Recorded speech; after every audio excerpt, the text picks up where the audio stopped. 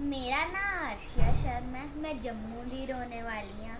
मेरी उम्र 10 बरे है। मैं केवी बंतलाज पर डांस का मेरी बचपन तो बड़ा शौक था। वहाँ तो मैं बड़े शो जीते, पर मेरा सपना सी किसी बड़े शो जाने का, जिदे लिए मैं बड़ी प्रैक्टिस की।